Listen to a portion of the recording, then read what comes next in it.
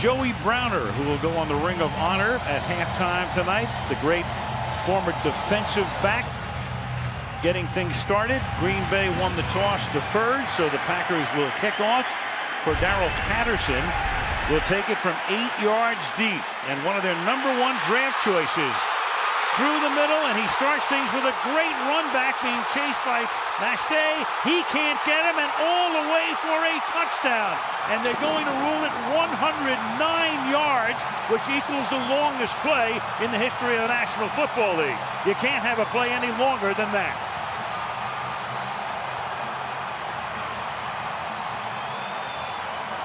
You could almost give him 109.5. He almost stepped out of the back of the end zone on this one. One of the most exciting young players we've seen come in the National Football League in a long time. This one wasn't easy. That was a tight little squeeze of a hole that he had to maintain full speed through. He's done it again, his second of the season. Exactly the type of start that the Vikings had hoped for. They've been playing so much from behind this year. They wanted to jump out in front, and it takes them all of 13 seconds to do it. Blair Walsh with the extra point, and just like that, it is 7-0 Minnesota. Take a look at how close to the line Cordero Patterson was. There he goes, about maybe a foot or so away from the end line. And then this is just all raw talent. That is not much of a bit of a spot at all. And then the ability to re-accelerate. That's their third return for a touchdown now out of special teams. I'll tell you, Mike Prefer's group doing a great job. Well, I'll tell you what, Antonio Cromartie and Cordero Patterson will not want to see this building get blown up in a couple of months, because the two longest plays in the history of the NFL have both taken place here. Cromartie did it on a missed field goal attempt in 2007, and there goes Patterson. So two 109-yard plays in the history of the NFL, both taking place here. And let's go to the tape, and here's what Cromartie did. Missed field goal attempt, barely stays in bounds, playing then for the San Diego Chargers, and off he went, which until now has been the only 109-yard play in NFL history. Yeah, all of a sudden deferring doesn't seem like such a good idea, huh? Not at the moment. Well, let's see. Now you've got Franklin with a chance to answer that, but the Vikings special teams right there to wrap them up. And that special team situation is so important as we meet the Packers offense. Aaron Rodgers, Butte Community College. Eddie Lacy, Alabama. John Kuhn, Shippensburg University. Jordy Nelson, Kansas State. Jared Boykin, Virginia Tech. Andrew Quarles, Penn State. David Bakhtiari, Colorado. Josh Sitton, Central Florida. Evan Dietrich Smith, Idaho State. TJ Lang, Eastern Michigan. Don Barclay, West Virginia Mountaineers. The Packers, with all of their injuries, they've had to shuffle a lot of guys on special teams. So the one area that was so important for Minnesota tonight to win the battle was special teams. So far, so good. Ball at the 11-yard line, and here is Lacy, the rookie who's given them a running game, a good running game out of Alabama. He stopped after a gain of 4. Aaron Rodgers against Minnesota. Look at that, almost perfect. 11 touchdowns, no interceptions, pass rating almost or close to the maximum, but 2-1. He's had a lot of success statistically against Minnesota, but in the 10 starts he's made in his career, he's only 6-4.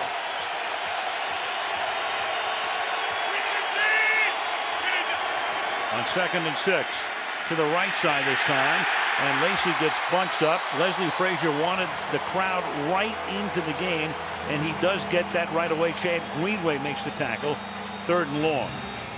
Well, they're going to have to get creative a little bit. Here's Chad Greenway right here, who's playing with a soft cast on his wrist. Doesn't matter here, but they are now offensively, the Packers have to try and do some different things with all their star players out. So a little more two-back stuff already than what we typically see out of the Packers. From the gun with the crowd roaring, as usual, under the dome, Rodgers hangs in the pocket, throws a little bit low, and the catch is made by Jared Boykin, who last week made his first NFL start. had 8 catches for 103 yards and his first career touchdown. Well, Xavier Rhodes can't play this a whole lot better, but he has to find the football. He gets his head around, and the throw was just so good. It looked like Jared Boykin got his hands underneath it. Rogers not going to give him very long to look at it. From the 25-yard line. And Lacey's going to get taken down by Brian Robinson, playing it perfectly from his left end position. That'll be a loss of 5 and make it 2nd down and 15.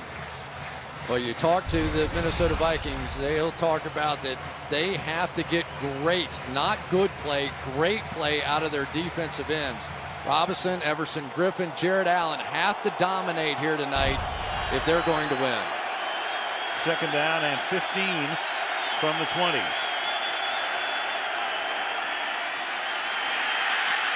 Rogers stepping away and then throws low.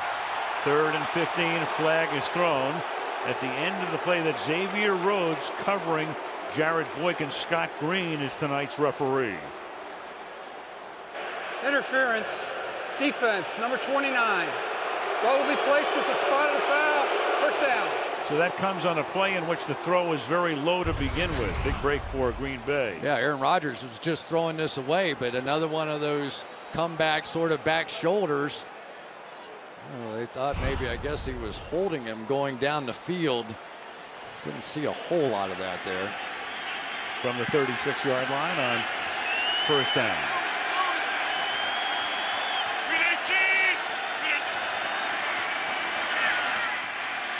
Good protection this time. And over the middle and making the catch is Boykin to the 46 of 1st down. Let's take a look at the Minnesota defense.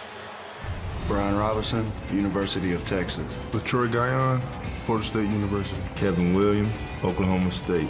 Jared Allen, Culinary Academy. Chad Greenway, University of Iowa. Aaron Henderson, Fearless Turtle. Marvin Mitchell, Lake Taylor High. Josh Robinson, UCF Knights. Jamarcus Sanford, Mississippi. Andrew Sendejo, Rice University. Chris Cook, VA. Packers going no huddle, but not hurry up here. And on 1st down again, stuffed is Eddie Lacy after a gain of 1. Josh Robinson came up from the corner to make the contact. 2nd and 9. And one of the things that Aaron Rodgers would like to do early in this game is begin to establish a little bit of a run. He has young tackles on the outside. David Bakhtiari, number 69, the left tackle, has never played a game in this building before. So the noise and all those factors, Don Barclay on the other side, want to run it a little bit. 2nd and 9, quick count, and the pass is caught by Andrew Corliss, who we'll see a lot at tight end, of course, with Jermichael Finley sustaining the neck injury last week. He was in the hospital for 4 days. He was in ICU, and we don't know about Finley and the future. I don't think he does either at this point. So Corliss is now the guy who has to take over at number 1 at that spot. 3rd and 1 from the 37. And the handoff to Lacy, who will dive for what appears to be a 1st down. You know, I think Aaron Rodgers is a little fired up to have an Eddie Lacy in the backfield. He got knocked out on a concussion earlier this year, but they've had 3 backs over 100 yards, but they've really settled in on Lacy now. The last 2-3 games, he's had about 22, 23 carries in each game. And for Aaron Rodgers, he said he's really the first 3-down back that we've had around here during my playing time. That was the priority in the draft. They drafted running backs in rounds 2 and 4, and the pass is caught here by Miles White on the outside to the 32-yard line. He'll see some action tonight, the rookie out of Louisiana Tech, as they're minus James Jones and Randall Cobb. Jared Allen on the end of the line of scrimmage working against the rookie here. He said, I pray I get one-on-one coverage. Well, as long as it's a quick throw, he is going to get that one-on-one kind of protection scheme. But that is going to be so much a key to the game tonight. How much of Jared Allen can David Bakhtiari handle by himself? 5.5 minutes into the game. Good play fake. Rodgers, who's so proficient out of the pocket, but the secondary does its work, and he just has to throw it away. It'll be 3rd down and 6. Well, there's one of the young receivers, Miles White, on the outside working against Josh Robinson. And ordinarily, you get some of these Randall Cobbs and James Jones kind of guys. They're going to win those one-on-one battles in that little in-and-out move. But that time, Josh Robinson was all over Miles White.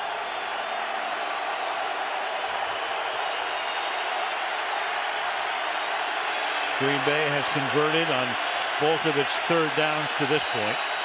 3rd and 6 here.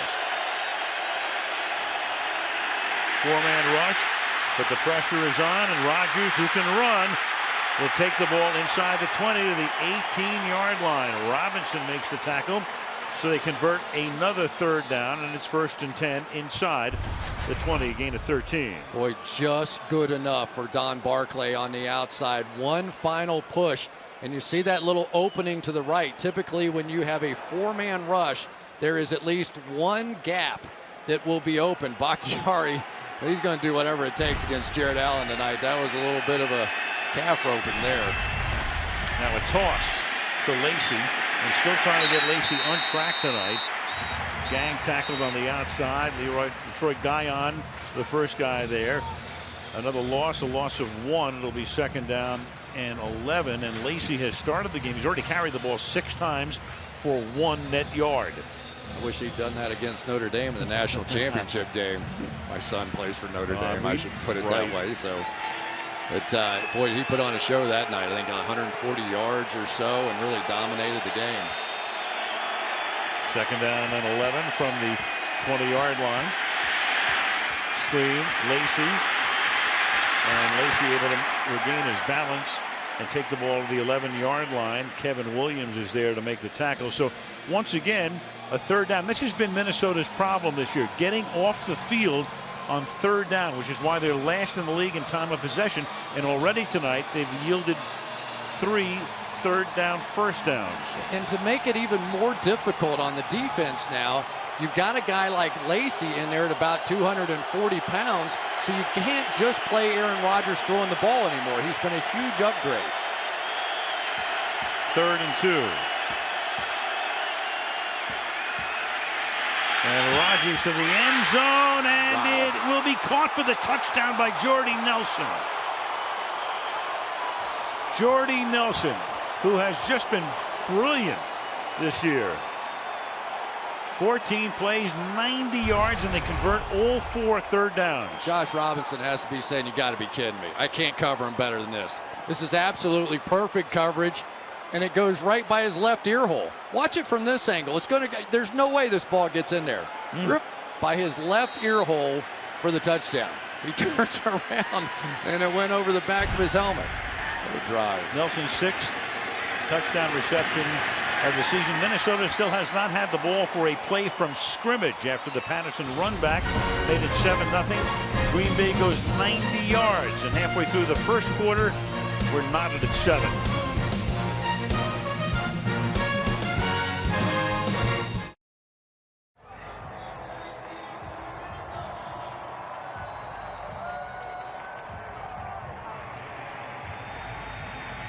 So Patterson, after the 109-yard return, what will we do for an encore? Well, not much. That'll knock his average down to about 63. I knew you'd have it down. All right. Here comes Peterson and the Vikings.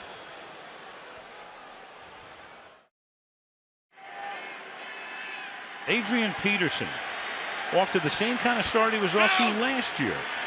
And then he exploded over the final 10 games and just came up short of Eric Dickerson's single season record. To the outside he goes, and his first run tonight takes him to the 17. Let's take a look at that Vikings offense. Christian Ponder, Florida State. Adrian Peterson, Oklahoma. Greg Jennings, Western Michigan. Jerome Simpson, Coastal Carolina. Kyle Rudolph, Notre Dame. John Carlson, Notre Dame. Matt Khalil, University of Southern California. Charlie Johnson, Sherman, Texas.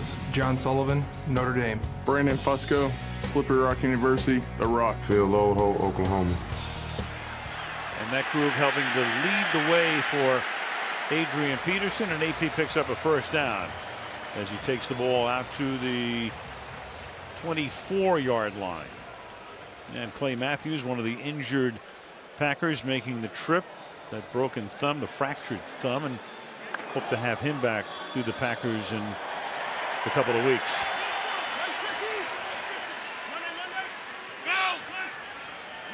From the 24 now. And some actions on the left side as Khalil started False to move. start. Offense number 75, 5-yard penalty, first down. And that is the left tackle, the second-year man, their #1 pick out of the University of Southern California last year. You know, there's some teams that can handle penalties better than others. The Vikings on offense can't handle those kinds of penalties. Here you give it to Adrian Peterson. You try and get him jump-started right off the bat, a first down. Get a 1st and 10. Now it's 1st and 15 to start the second series. Come up with the same alignment this time, and now Peterson can go nowhere. A.J. Hawk, and he's got to pick up some of the slack with Matthews gone. He's done just that. Had 3 sacks against Baltimore a couple of weeks ago. I think A.J. Hawk is playing better than I've seen him play, and there's an aggressiveness to him. You look around at the other linebackers that are available now. Andy Malumba, Jamari Lattimore, who's played well, Mike Neal, a defensive end, really, now standing up and playing outside linebacker. It's almost freed up A.J. Hawk, a former 5th overall pick, maybe a little bit of a disappointment, but he's been playing great lately. 2nd and 14. Les Peterson is out right now. Gerhardt is in, and Ponder's going to move over the left side up to the 25-yard line, where he's tackled by Mike Neal, taking the spot of Nick Perry, who they'd hoped would be ready to play tonight, but hasn't been able to suit up. So Mike Neal makes the stop. My criticism of Christian Ponder would be this. He looks for one guy, and when that one guy is not there, that tends to be his second option. It served him relatively well, but I think if he had stayed one more second on Greg Jennings, he would have had a nice completion and a 3rd and short here. 3rd down 10 now from the 24-yard line, and it's caught by Patterson, but he has to reach up for it and then does some nifty running and will come up a yard shy of the 1st down. He's able to get to the 33-yard line, but it's going to be 4th down. Burnett makes the tackle, and the Vikings will have to punt. Well, you just have to appreciate what Cordero Patterson does as a player. I mean, he really created something out of absolutely nothing right here, and just as he did on that kickoff return, just an exciting guy. Once he learns the nuances of this offense, they'll never get him off the field. Jeff Locke, a rookie from UCLA. They drafted him in the 5th round. It's a line drive kick. The Packers are going to let it go, and it takes a nice Viking bounce. And Rodgers will go to work on drive number 2 from the 18-yard line, with the game tied 7-7 in Minneapolis.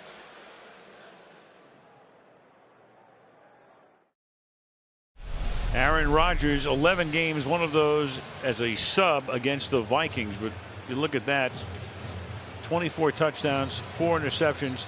It's the highest passer rating against one team by anybody in history. 5 games against the Vikings in Minnesota, 2nd highest at any venue, but a 2-3 record. So he's had his hands full with Minnesota. Right now, Minnesota's got their hands full with him. That was an impressive first drive, especially on 3rd down. He joined us late. Game started with a 109-yard kickoff return by Patterson, then a 90-yard drive by Green Bay tied it. Minnesota had to punt after 1 first down, and now drive number 2 begins with a Lacy run, and the Alabama rookie picks up 7, 2nd and 3. Well, here we go. Here's Aaron Rodgers in 3rd down. Absolutely perfect coverage by Xavier Rhodes. Gets it anyway. 3rd and 1, the new weapon. Eddie Lacy picks it up. Next time Aaron Rodgers can't find anybody open, does it himself. And finally, for the touchdown on 3rd down, another perfect coverage. Touchdown. Defensively, you start saying, that guy must be an MVP or something. Kind of, sort of. Yep. He's got that trophy on his shelf from 2011, Super Bowl MVP as well from 2010. Rolling right, so proficient when he gets out of the pocket, but this time just has to sling it away. Pressure was put on, intended for Nelson.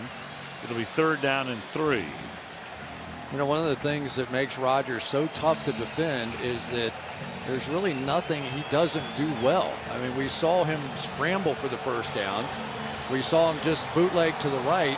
And talking to Jared Allen, he thinks he's the best he's played against and scrambling to his left. He said, so there's really no weakness you can try and play him to.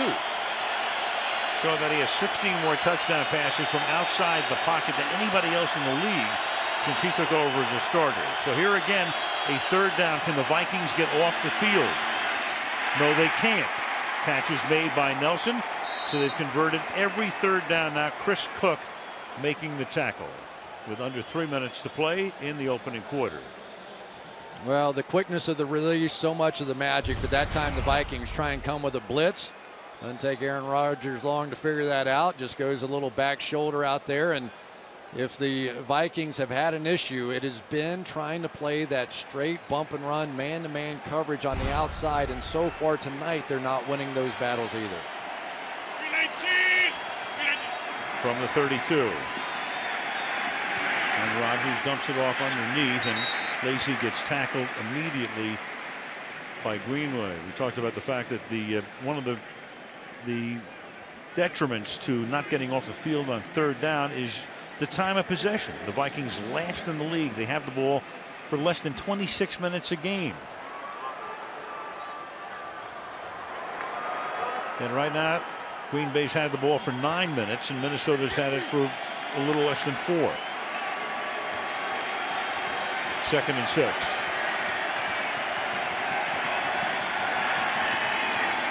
Swing it to Miles White on the outside, and he gets taken down by Josh Robinson. You know, I think about Tom Brady and all the unfamiliar faces he's had to deal with. Rodgers, the same thing. You look at a Miles White. You look at Jarrett Boykin, who had a big game last week. You look at Chris Harper, who's up tonight. And you don't see James Jones. You don't see Randall Cobb. And you don't see Jermichael Finley. So it's almost like, hello, my name is. Yeah, 3 of his 7 eligible receivers tonight. Their first start was last week. Chris Harper on the sideline. He'll see action tonight. 3rd and 3. And again, they're going to convert as Quarles picks up a first down. Jamarcus Sanford makes the tackle, and 6 for 6 are the Packers on third down. Not sure exactly what this coverage is, but the closest possibility to covering him is right there. I mean, that is a long way to go on 3rd and short, and for the Packers to get some production already out of the tight end position, a big boost. They were worried about it.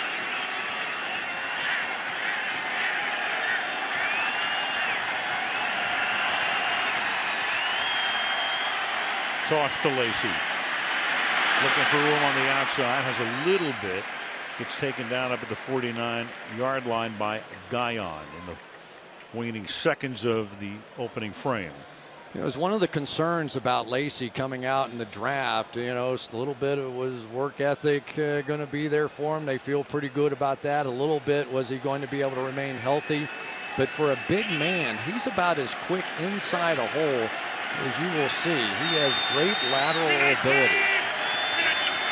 2nd and 5. And here he goes over the right side on what will be the final play of the opening quarter. And a 3rd down and 3 upcoming when we start the second quarter for Green Bay. End of 1. The game is tied 7-7. And Sunday Night Football from Minneapolis continues after these messages.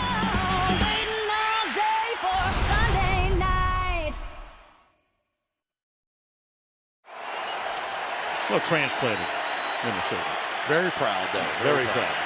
At the Metrodome, where Aaron Rodgers and the Packers are 6 for 6 on 3rd down, and now you've got the play stopped. You have Kevin Williams, who came across the line. They may have stopped it because he was unimpeded to the quarterback, unless he was induced. Scott Green with the answer. Offside. Defense 93, unabated to the quarterback. 5-yard penalty. First down. So there you go again. They still can't get off the field on 3rd down. You just can't make these kinds of mistakes. I mean, this is brutal. The center, Evan Dietrich Smith, does a little head bob thing, but that's nothing that doesn't happen every single day in the National Football League. You come into this building and you're thinking, okay, at least we don't have to worry about the hard counts in here because it's so noisy in our building, and you still jump off sides. Aaron Rodgers has been getting them for years. 9th play of the drive here. They have James Starks as the running back. They dressed 3 running backs tonight, and they give it to Starks. He'll swing to the outside and dive to the 36-yard line. First quarter play selection. Normally the Packers come out and like to fling it around. a 2-to-1 ratio through week 7, but tonight much more balanced. They've given the ball to Lacey a lot, 9 times in fact. Rogers has carried once, and Starks just carried right there for a gain of 7. Young tackles, young wide receivers. Let's get our feet on the ground, and they've done that. On 2nd and 3, here goes Starks, and he'll be stopped about a yard shy of the first down. And can the Vikings finally make a stop on 3rd down? Here we go again, 3rd and 1. Good to see James Starks back out there, isn't it? One of 3 backs so far this season that's rushed for over 100 yards. Lacey, Jonathan Franklin, and James Starks, and they're all getting their opportunities here early.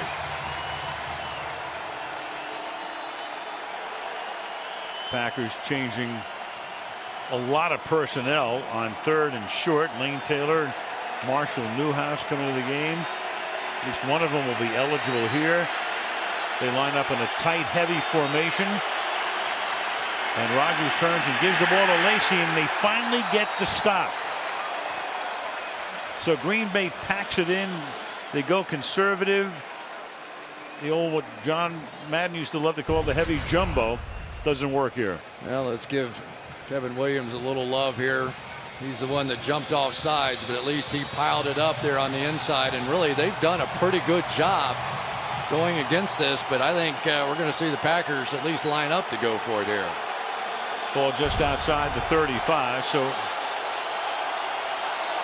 right now, they're not going to attempt what would be a 54-yard field goal. And Rodgers isn't even going to attempt to run a play either. 2 minutes in, 4th down, timeout Green Bay.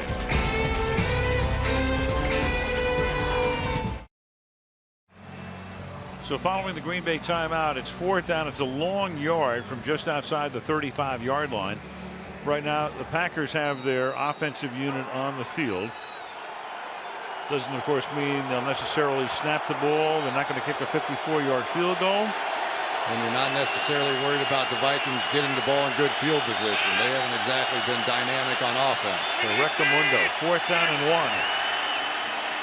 Rodgers, play action, throws, converts. That's John Kuhn to the 29-yard line. You can tell how many Packer fans have come across the border to Minnesota with the cry of Kuhn. The 2 wide receivers on the outside really don't even look back for the ball. They're just going for the outside edge and man coverage, making their guys turn their back. And John Kuhn sneaks out of the backfield, as he is often done. Sort of an unsung hero on this team, but one of Aaron Rodgers' absolute favorites. From the 28, Jamarcus Sanford went back to the locker room, the safety for Minnesota. Raymond takes his spot, and Lacey bursts through the middle. And the number 2 draft choice has given them a very good running game to this point this season. Shows you why. Well, that time Kevin Williams with a stunt down inside, and Josh Sitton's just going to crash him down, and it left a monster hole inside there for Eddie Lacey. Easy block for Bakhtiari on the outside, and this theory of if we can run, we can help our tackles and pass protection working out pretty well. From the 11 is Lacey. So they couldn't convert on 3rd down, so they just wait till 4th down. Yeah. Just want to mix it up there a little bit. Right. Mike McCarthy, one of the few coaches who calls the plays in, as does, let's say, Sean Payton in New Orleans. Big play card right there. His pedigree is offense, 8th year here. And there it is, 28-5 in terms of plays. Game is tied because of Patterson's 109-yard kickoff return to open things up. 2nd and 9 from the 10.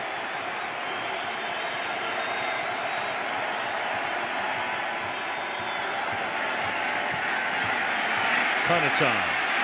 Rodgers slings it in a little low, intended for Miles White. Covered by Xavier Rhodes. One rookie covering another. It'll be 3rd and 9.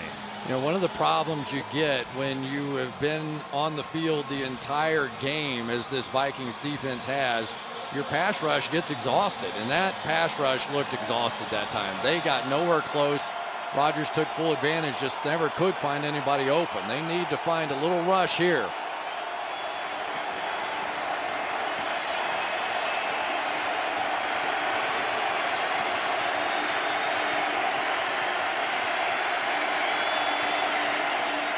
3rd and 9.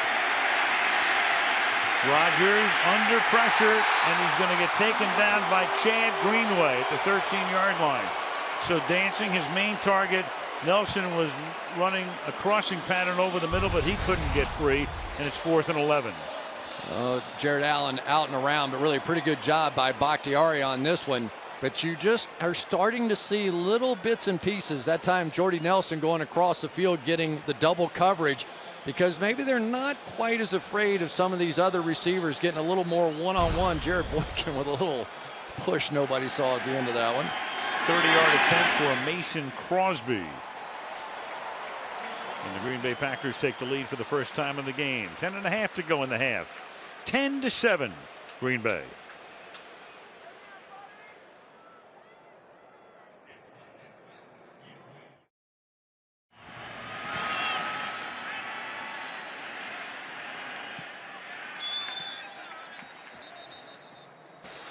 And you have a touchback here as the Vikings down by 3 take over at the 20-yard line.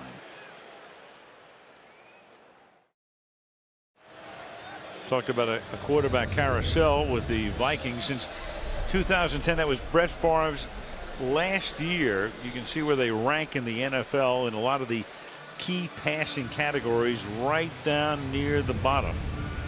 You had Favre, and you have 7 starting quarterbacks, tied for the most in the league with the Arizona Cardinals over that period. You've got Ponder in there tonight. Again, 3 different starting quarterbacks this year. Matt Castle, a couple of starts. They picked up Josh Freeman from Tampa Bay. He started against the Giants on Monday night, sustained a concussion and inactive tonight. And here goes Ponder rolling to his right and throwing, and that's Kyle Rudolph for a gain of 7. I mean, so much in play when you look at the Minnesota Vikings right now. New stadium will be under construction. Adrian Peterson, maybe the second half of his career. They've got to find a quarterback, whether it's Ponder or somebody else, real quickly. Yeah, well, you know, there's basically 33 guys who have enough attempts in the league right now to qualify for the quarterback rating.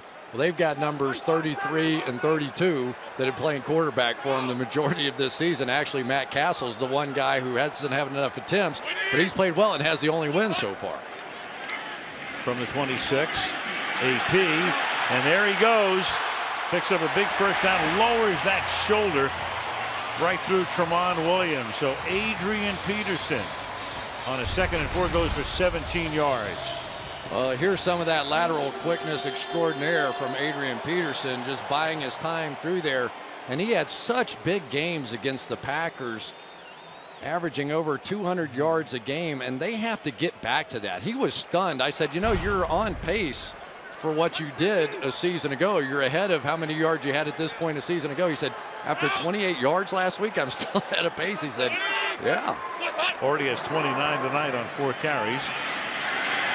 Looking for more here, and fights his way out to the 47-yard line.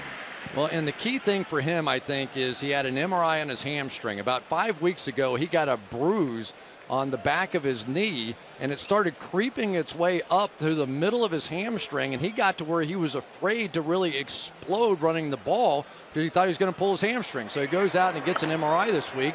They tell him you're fine. Has a great week of practice, and he really feels like he's going to explode in this game here tonight. 2nd down and 6.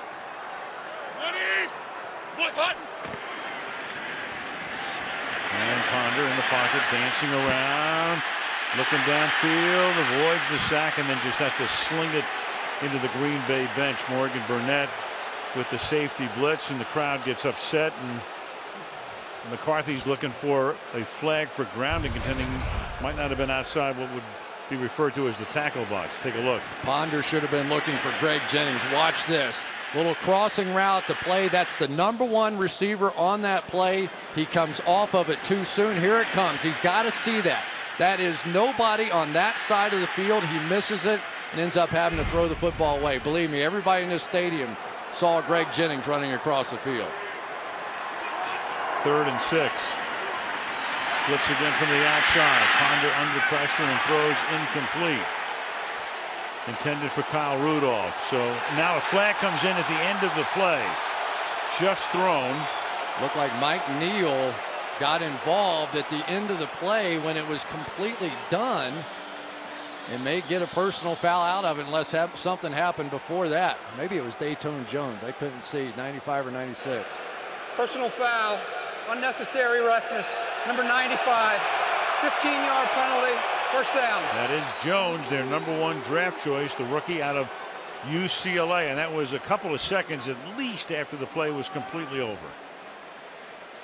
And those hurt. You get one of those get off the field kind of third down plays, and for a head coach, that's one you just don't easily forgive. It was just a little one of those, you know, one guy on the ground, another guy kind of kicking at him. He wouldn't get off of him the last second. And there you go, another chance for Adrian Peterson. And for Ponder now at the 38-yard line. They run a draw. Peterson looks for room left side, and that's B.J. Raji swallowing up after no gain. Second down and 10. It's a great job by B.J. Raji on this one. Watch how he stays home. The last time when Peterson gained all those yards, Raji and the rest of his defensive teammates started chasing him across the field.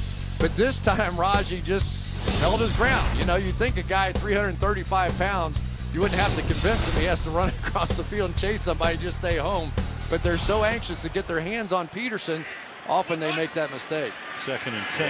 Oh, you sling it to the outside to Greg Jennings.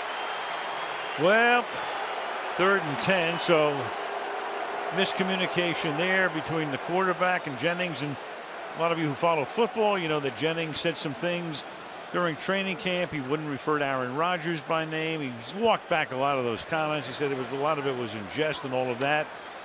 But he left that man to come over here for Ponder and Castle and Freeman. He's used to having no issues at the quarterback position. Can we say that during the course of his career? Brett Favre and Aaron Rodgers, why would you leave? Well, he left to come over here for a bigger paycheck. That's why. Oh, Third and 10, and that's caught by Rudolph, and the Pro Bowl MVP from last February takes the ball to the 21-yard line and moves the chains. Adrian Peterson said the one thing I could do better is be more physical. I need my offensive line more physical. I need to be more physical blocking. There he was. This was just one of those plays out of Christian Ponder. Kyle Rudolph is his guy whenever he gets in trouble. The Green Bay Packers talked about it all week. When he gets in trouble, he's going to throw it up to Kyle Rudolph. There you see why. Great catch. Right over the top of M.D. Jennings. The ball at the 21. They give it to Peterson. Keeps it alive for a gain of a couple. Mike Neal in on the tackle with 6:45 left in the first half. When Adrian Peterson had it going last year, and I think he averaged about 160 yards a game over the final 10, it was all effort all the time, just like this run. Just perpetual motion, spinning. He's strong. He's going to fight you. And when he gets going like that, his linemen get an energy to him. This team gets an energy to it. And maybe more importantly, this defense gets some rest. Well, Joe Webb comes into the game. They have wildcat plays for him. And before they snap it to him, you have a penalty up front. Ball start. Offense, number 63. 5-yard penalty, second down. That's the right guard, Brandon Fusco. So there are a couple of plays in for Joe Webb, who has played quarterback before. In fact, he had to play quarterback in the playoff game because Ponder was hurt last year. And then of all things, to get a false start. Yeah, the playoff game didn't go so well, and neither did that play. So now here they are after a nice first down run back off schedule again in some place they don't like to be. Well, they keep him in as a receiver now. Move him around, but the element of surprise from the Wildcat is gone on 2nd and 12. Ponder's going to take off, and then he's going to slide toward the out of bounds spot. And it will be 3rd down and 6. How about Christian Ponder when he found out that Josh Freeman was going to be brought in as a quarterback, found out on Twitter from his wife. He walked in on Monday morning. He didn't know if he's going to have a pink slip in his locker, exactly what was going to happen. Then they bench him to start Josh Freeman, and It was unsettling times for a guy who usually doesn't get upset. He was plenty upset. His wife, Samantha Steele, a reporter for ESPN, so he knew that she had correct information. 3rd and 7. And that is almost picked off by Tremont Williams. It's been a long time between interceptions for him. Intended for Jerome Simpson. First time Simpson's been targeted tonight. 4th down. The difference is so far this man-to-man coverage on the outside against these wideouts for the Packers has been better than the Vikings secondary. Very lucky that wasn't a pick six there. Williams hasn't had an interception in his last 20 regular season games. This is a 36-yard attempt at Blair Walsh, who had a tremendous rookie year last season, and he's able to tie the game with a little bit more than 5 minutes to go in the half. 10-10.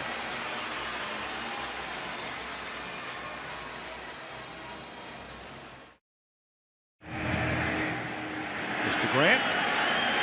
Ted Baxter. There's a Bud Grant. Yeah, we saw him too. He's right. Touchback. Rodgers to work again. Game tied 10-10 in the Metrodome.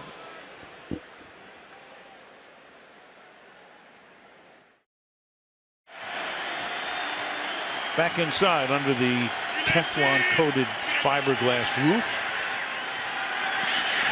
Lacey gets tackled by the middle linebacker Aaron Henderson for a loss of a couple.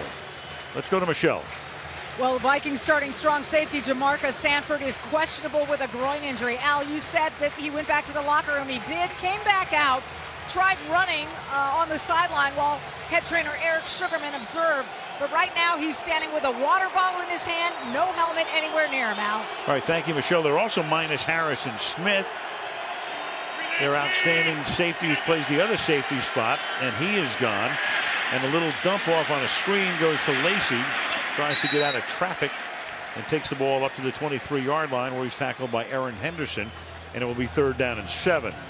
Yeah, this is one team, though, that even though Harrison Smith is much the better, he's the only guy with an interception, and he has 2 in that secondary, but they do go pretty deep at safety. Mistrell Raymond plays a lot of football back there for them.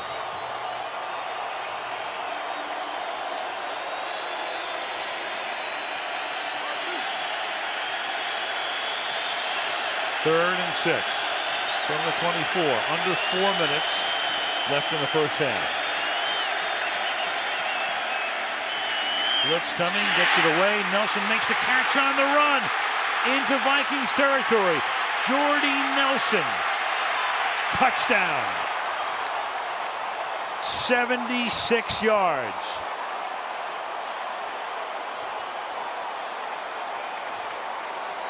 I've got a suggestion for defenders when Aaron Rodgers is playing quarterback. Stick your hands up by your own ear holes, because that's where the ball is going to come. That time, Chad Greenway again in good coverage, and that ball went whistling right by his left ear hole for a touchdown. They tried to come with a blitz by Marcus Sherrills, and Aaron Rodgers said, I don't think so. He saw that blitz. That was the look off to the right. Guy is too good. Jordy Nelson. 2 touchdowns tonight, 3 catches overall. Without question, now one of the best receivers in the league. There's no issue about that anymore. Flag goes down. Crosby for the point after. Offside, number 20. Penalty will be enforced on a kickoff. Penalty was against the defense. Point is good. And it would figure the touchdown came on a 3rd down play. Green Bay up by 7.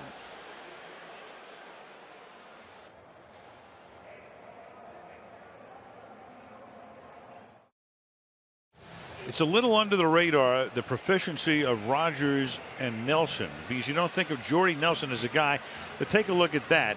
Regular season since 09, yards per pass 11.4, rating 138 and change, highest from any quarterback to receiver in the league since 09. And that's yards per pass. That's not completions. That includes incompletions where he doesn't hit him. 11.4 yards per attempt. And both of those figures tops in the league. Well, you want to pressure Aaron Rodgers. I get that. Sherrill's coming here. There's Henderson. But that means that now across the backside of this formation, Chad Greenway is going to have to turn his back and try and get all the way across there to where Jordy Nelson is, and that is a lot to ask of a guy who has more catches of 20 or more yards beyond the line of scrimmage than anybody in the NFL coming in. You don't think of Jordy Nelson in those terms, but that is who he's become with Aaron Rodgers as his quarterback. And Ponder over the middle throws, and that's caught for a 14-yard gain by Rudolph. And one of the reasons you don't think about Jordy Nelson, I mean, for years you had Donald Driver, you had Greg Jennings, and Randall Cobb comes along, Jermichael Finley, all the tight end success, and then all of a sudden he comes out of nowhere. Yeah, we asked him, are you surprised at how successful and some of the numbers that you've been able to put up? And he said, yeah. You know, he said, I never even thought about playing pro ball until I got to my senior year. And then you land here and get to play with Aaron Rodgers, and a lot of good things happen. Well, he had a great day in the Super Bowl against Pittsburgh and Dallas when they won it in 2010. The tackle made there by Pickett. Meanwhile, Jordy Nelson is a guy who is waiting all day for Sunday night. Last year we had him in Houston. He had 9 catches, 121 yards, and 3 touchdowns. He might start singing any minute now. 2nd and 10. Peterson with the fullback Felton, who ended up going to the Pro Bowl last year, helping to lead the way, but playing very sparingly tonight in this 2-back set. And Adrian can only get to the 35-yard line. Jamari Lattimore has been playing well of late, making the tackle. It'll be 3rd down and 8. You know, Lattimore really has been playing great. We were talking to B.J. Raji about him a little bit, and he said, you know, Baltimore, we go in there, and here's a team known for being so physical and so tough, and Lattimore's first start goes in there and just absolutely plays a great game and backs it up with getting the game ball a week ago. 2-minute warning. Green Bay 17, Minnesota 10. Sunday night football.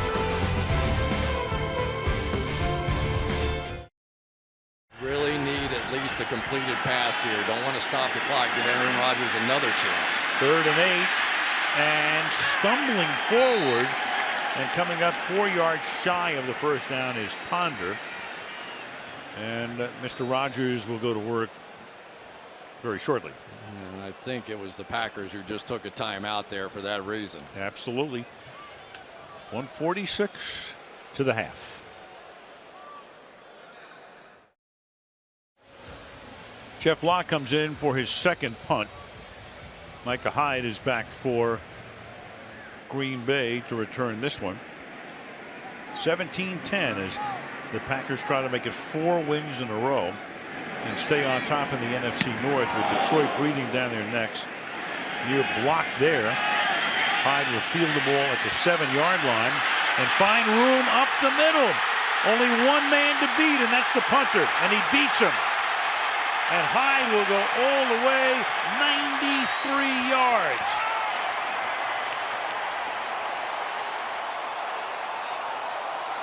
So Patterson starts the game with a kickoff return, and Hyde answers at the end of the first half with 90 seconds to play in the half. Good job right there on the tail end of that. Chris Banjo, I think it was, just didn't make the block that he maybe could have that would have brought that one back. And this so close on the front end.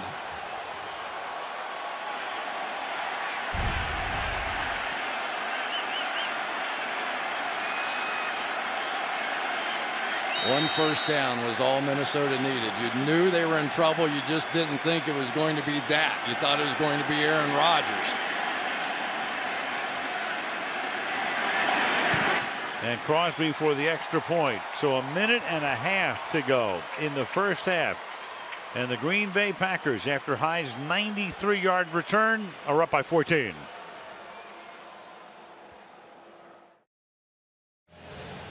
So Minnesota's going to get the ball back with all of its timeouts, but after giving up the touchdown, down 24-10. Hyde has taken over. Remember, they lost Randall Cobb, and he is on that injured reserve designated for return list. And so Hyde is the guy who's taken over. And so many guys have had to come in and out of the special teams mix. And Hyde turning in that beautiful return. And now here's Patterson trying to answer that. And he gets taken down to the 23-yard line. We'll recap of the game tonight. If you joined us late, what you missed at the top of the game was a touchdown return, but then Rodgers having a typical Rodgers night. Ponder has thrown for only 46 yards. Patterson equaling the longest play in NFL history. Jordy Nelson 2 touchdown catches, 3 catches overall, and it's a 14-point lead, and the Packers are going to get the ball when the second half begins. But right now Minnesota with a chance to cut it with 90 seconds left in the first half, and Ponder under pressure, and he's going to get taken down to the 16-yard line. Mike Daniels is there, and the crowd is getting restless. Well, I mean, there are places to go with the ball, including throw it away. We've seen him trying to find somebody open, just simple zone defenses, and right now you have to worry about giving it back to Aaron Rodgers again. And it's caught by AP over the middle. He takes it out to the 30-yard line. So it'll be 3rd down and 3 after a gain of 13. 45 ticks left in the half. Ponder to Peterson, and just enough for a first down. And now Minnesota will take a timeout with 38 seconds left in the half.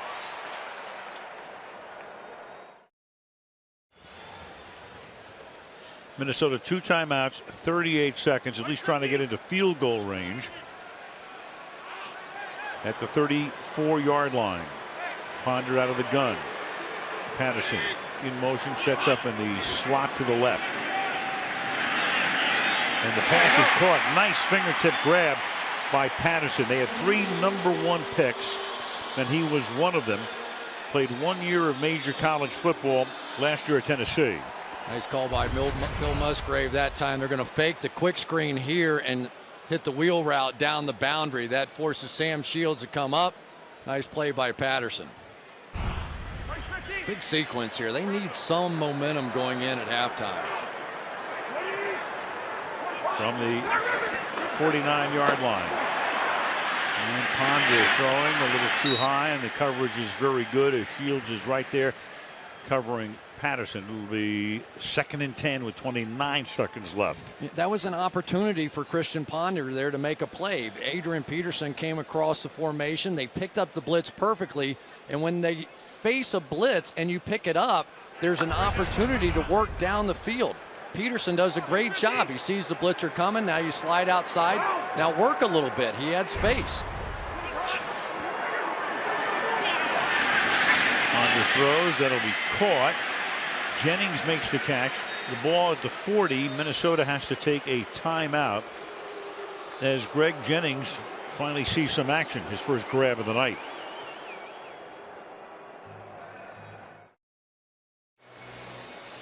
Matt Castle, the backup quarterback, and when Ponder hurt his ribs in the 3rd game of the season, Castle made 2 starts, led him to a win in London against Pittsburgh. Went to the Pro Bowl, did Castle, 3 years ago with Kansas City, but the backup and the only other active quarterback tonight because Freeman is inactive with the concussion. And going long and incomplete, intended for Jennings, but a flag comes in.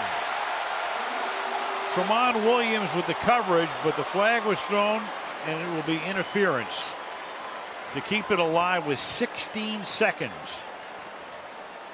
Looked like Tramon Williams maybe grabbed the hip. Defense, number 38. Ball will be placed at the spot of the foul. First down. Big time play right there. Here we go. See if Tramon Williams grabs the hip of Greg Jennings here. Boy, not too much. Not too much. Usually you not only have to grab it, but you have to turn that guy, and I just didn't see it there. It's a 26-yard penalty. It's 1st and 10 from the 14. Peterson. Get out. Oh, and he throws the ball out of bounds, lets it bounce out.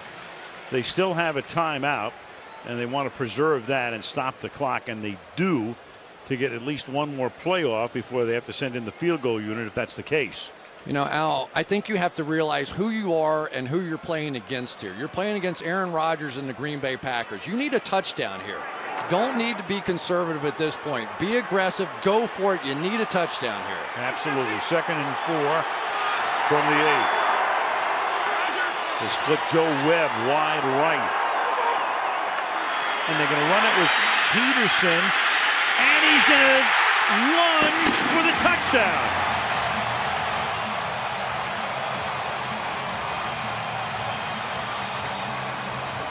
I didn't see that play call coming, did you? And no, you got to give Bill Musgrave a lot of credit. That takes a lot of guts in that situation.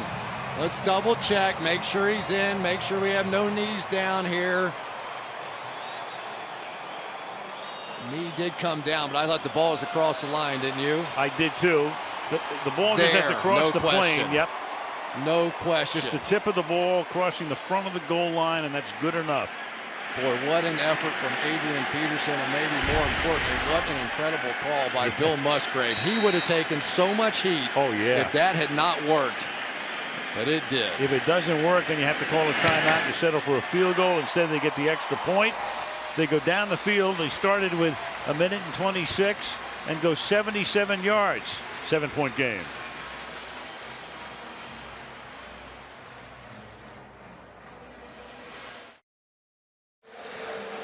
Well, it's set up by the pass interference.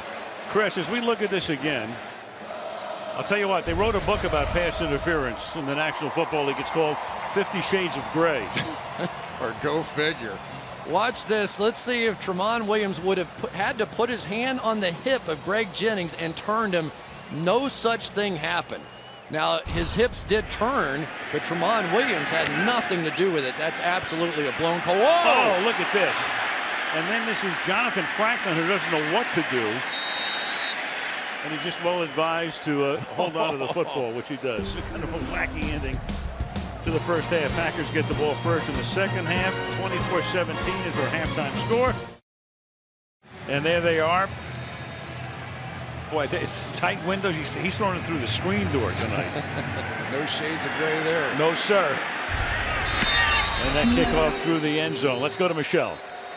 Well, I just spoke with Leslie Frazier, and he told me we are not even thinking about a quarterback change. They are sticking with Christian Ponder. They will try to do things protection-wise to help him out, and he's stressed Ponder's got to be more patient. As you said, Chris, they've seen things there that he just isn't finding. By the way, Jamarcus Sanford, their strong safety, will only come back and play in an emergency. As for Mike McCarthy, his only complaint was from his defense. He said, we're shutting them down, but we gave up 2 huge penalties that led to 10 Minnesota points. That's got to stop. Al? All right, thank you, Michelle. Exactly right. Meanwhile, Green Bay gets the ball.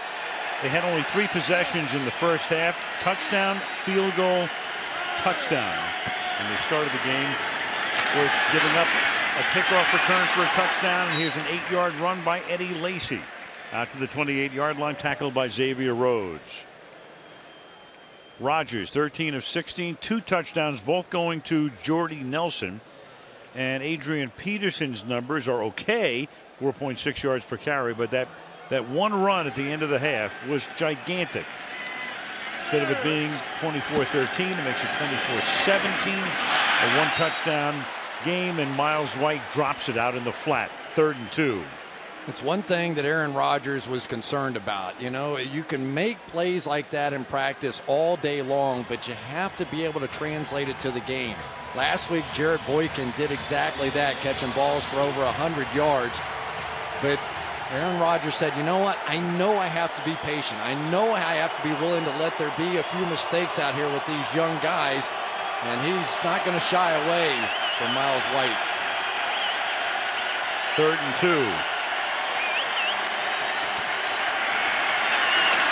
Firing over the middle. Who else? Jordy Nelson.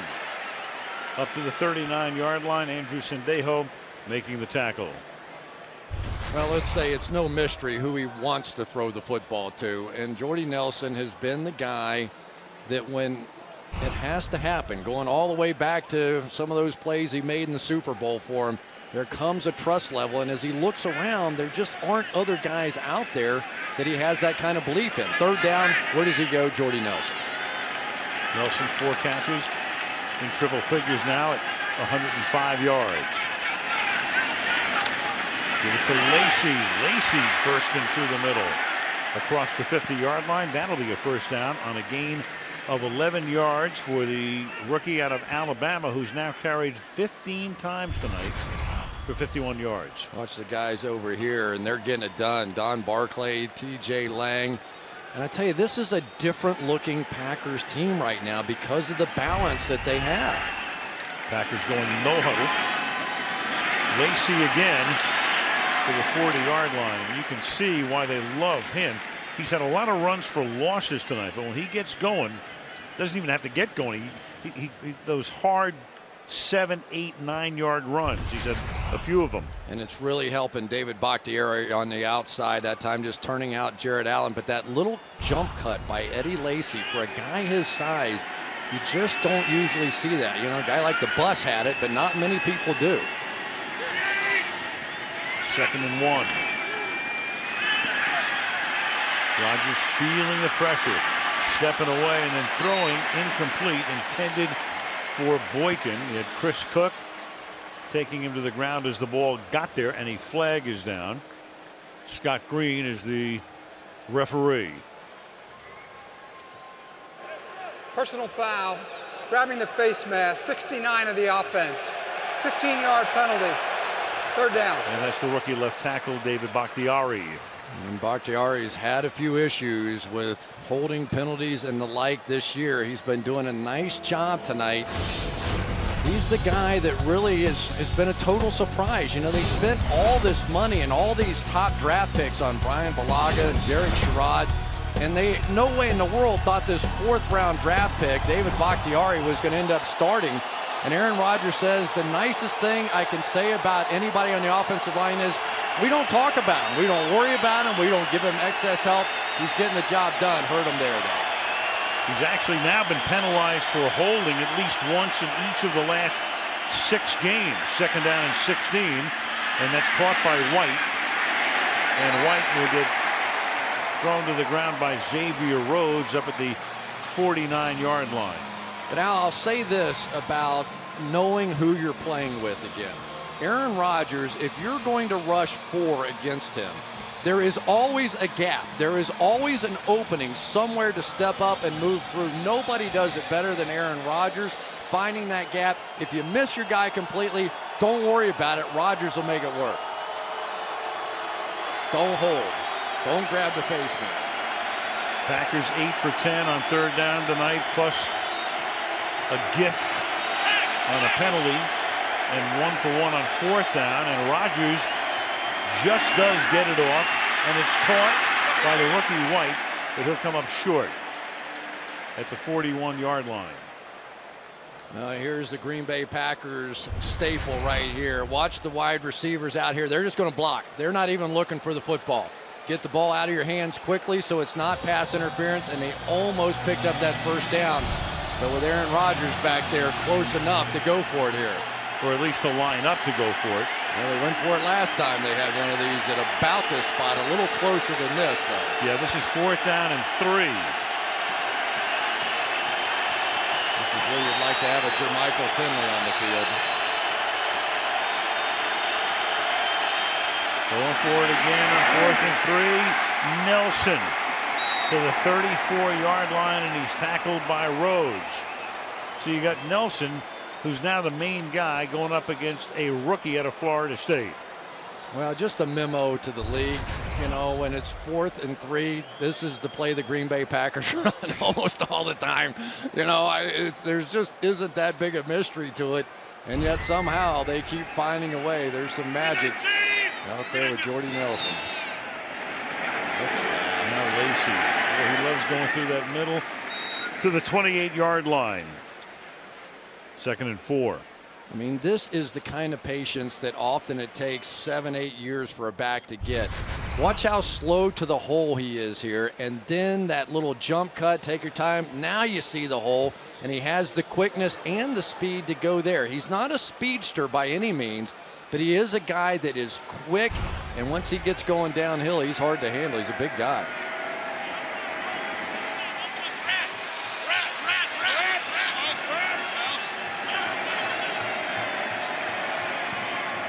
Just the opening drive of the second half.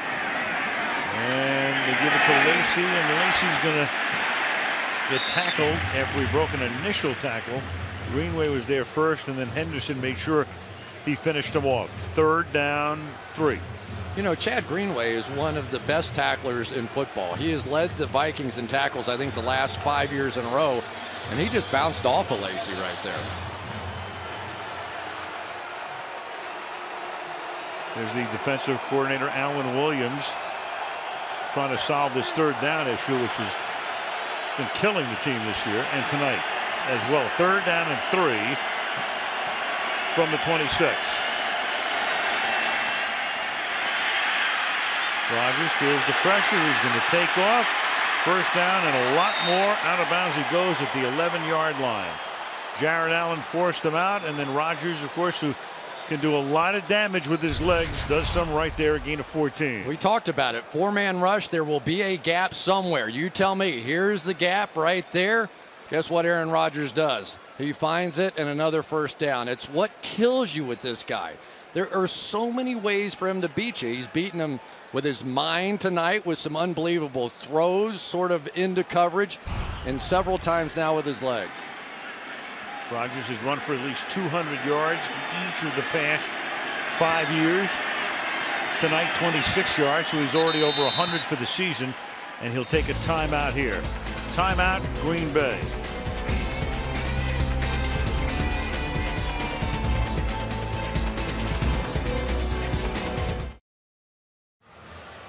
Green Bay's first half possessions, touchdown, field goal, touchdown. Their first possession here, they started at their own 20. They've had the ball 6.5 minutes. 11 plays, 68 yards, and they have a 1st and 10 at the 12-yard line.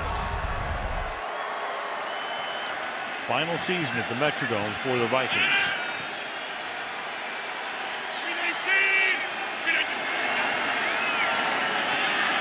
The workhorse, Lacey.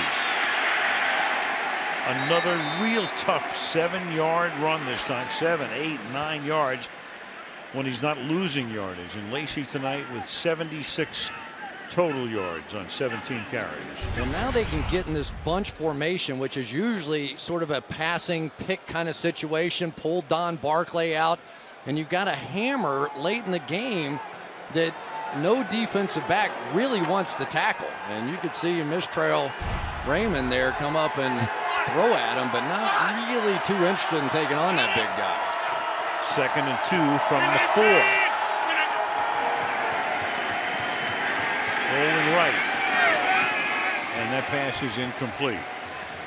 So here you go again. I know we've been talking about this since the beginning of the game. They're 9 for 12 on 3rd down, which means they've missed 3 3rd downs, and then they went for on 4th down on 2 of those. So only once tonight has Minnesota been able to stop them on 3rd or 4th.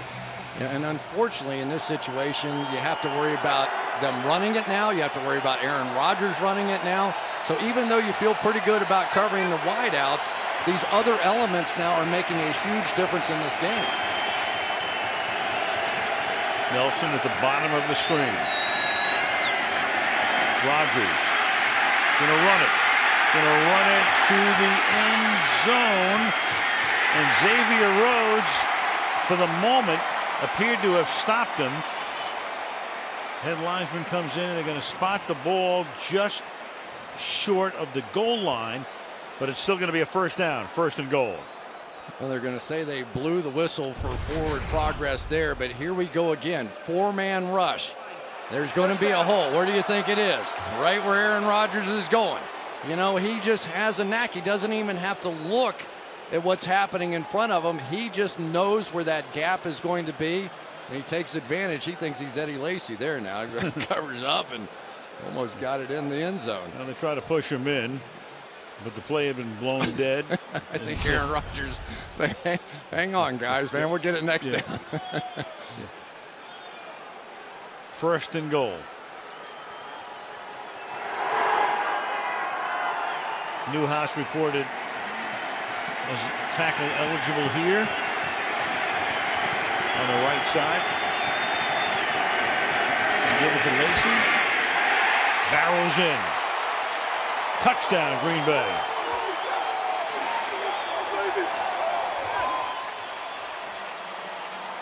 So they take the ball, go 80 yards, 15 plays, 9 runs, 6 passes, and eat up 8 minutes and 10 seconds. The hammer is right, and I think Aaron Henderson would agree.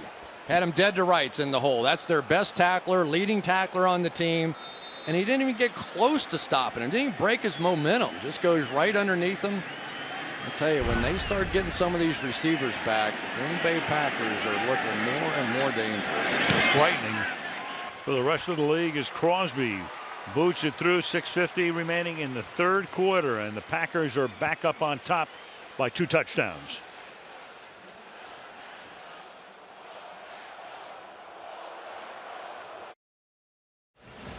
Adrian Peterson now in his 7th year in the league. He's played 12 games against the Packers. 5.6 average is great. 9 TDs.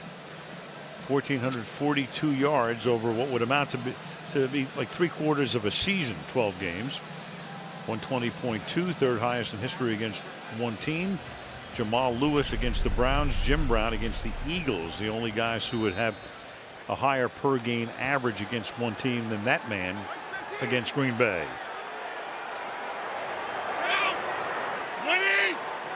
So they start from the 20-yard line, their first possession of this half, and it starts with a very short run as Adrian Peterson gets bottled up. Johnny Jolly leading the charge across the line. It'll be 2nd down and 8. Well, Johnny Jolly's had quite the path here to get back in with the Green Bay Packers. Had to serve a little jail time, but came back incredibly humble, went back to work. They're happy to have him.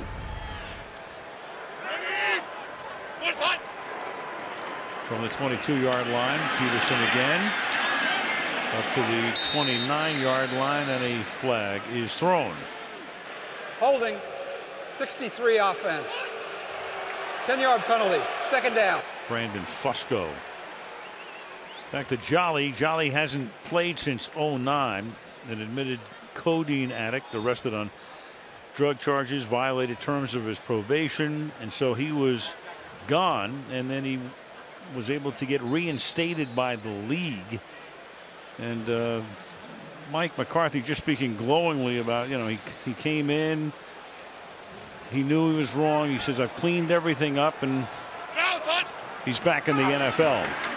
2nd and 18 after the hold. To the 21 goes Peterson. Let's check in with Michelle.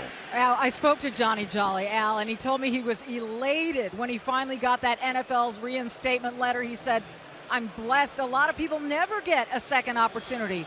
And as you mentioned, Mike McCarthy said that when Jolly came in for his initial, touch base meeting with the Packers, he was showing nothing but extreme gratitude, no entitlement whatsoever. And he's been a force defensively, Michelle, as well. And on 3rd down, Ponder gets taken down by Mike Daniels. So Minnesota, after an 8-minute Green Bay drive, finally gets the ball, and it results in a very fast 3-and-out. I tell you, Mike Daniels has been playing a bigger and bigger role. That's his 3rd sack now on the season, and he's the one guy out of some of these big defensive linemen, the Ryan Pickett and the B.J. Raji, that has the ability to win those one-on-one pass battles. He has been a big factor so far. And his 2nd sack of the game tonight. You saw Kevin Green, the linebacker coach, locks kick, fielded at the 36. Here's Hyde, who ran one all the way back in the first half, and a penalty on the run back. Flag thrown right back at the 36-yard line, just about where the run back started. But again, a penalty on that drive. This Vikings offense, they can't overcome those. During the return, illegal block in the back. Number 85, 10-yard penalty, first down, timeout. Rodgers and company back to work and up by 14 in Minnesota.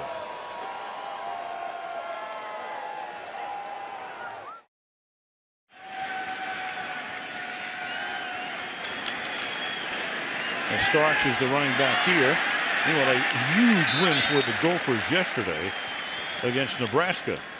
Yeah, Michelle and her family a little excited about that one, weren't they? Oh, for a sure. lot of history there, going back there. Her husband Mark was a baseball player there. Her father-in-law Bruce was a coordinator there. And there's a guy a little excited about his new stadium. Ziggy Wolf. And that's where they'll play. Take a look at those temperatures in December. Well, the Vikings had to play a Monday night game there in 2010 after the roof caved in here because of snow. And Rodgers, they had him by the shirt, but he's able to get away. Flag is thrown. And it was at that stadium where Brett Favre's career ended on that Monday night. Holding offense, number 67, 10-yard penalty, second down. Don Barclay. Well, Everson Griffin had a jersey full that time of Aaron Rodgers, but couldn't quite get him. Don Barclay working right here. You can see Griffin, he got hold of the jersey, but that wasn't enough. And then Barclay gave a little hold and trying to protect the MVP. Why not? But again, I say, have a little faith that Aaron Rodgers is going to escape. More often than not, he does. 4:06 remaining in the third. Second down, 21.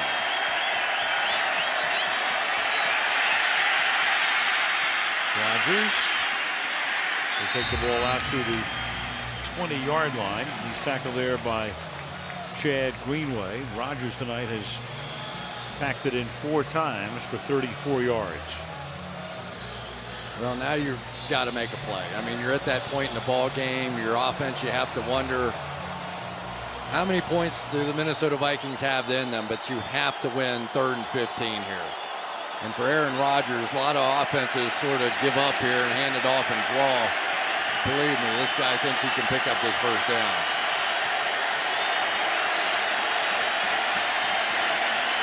Has to get it to the 36. Under pressure. Directing traffic, and then the pass is caught. And then it's Boykin, tremendous job, because he was down before the first down line, wasn't contacted, makes the catch, knows exactly where he was on the field, and is able to reach across for a first down.